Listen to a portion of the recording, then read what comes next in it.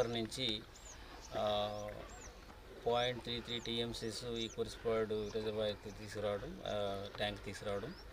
దీనికి సంబంధించి almost last 10-15 years నుంచి కూడా ఇది ప్రాసెస్లో ఉంది.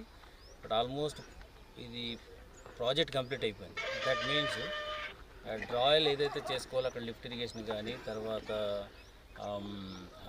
పైప్స్ కానీ, లేయింగ్ అంతా కూడా కంప్లీట్ అయిపోయింది. ఓన్లీ థింగ్ ఏంటంటే ఒక చిన్న స్ట్రిప్ ఆఫ్ కన్స్ట్రక్షన్ ఒకటి ఉంది, దాంతోపాటు ఇక్కడ కాంపెన్సేషన్ కూడా కొంత ఉంది.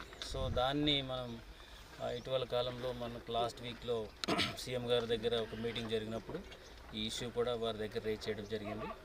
సో వారి బడ్జెట్లో కూడా మనకి ఒక 35 crores ఫేజ్ 1లో వాళ్ళు శాంక్షన్ కూడా ఇవ్వడం జరిగింది.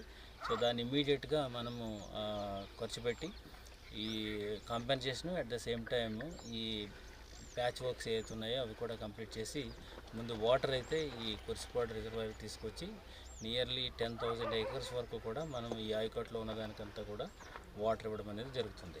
సో ఇది 2-3 నెలల్లోనే మేము ఇది కంప్లీట్ చేస్తాము. సో గౌరవ మంత్రివర్యులు కూడా 2-3 సార్లు దీని గురించి రైజ్ చేయడం జరిగింది.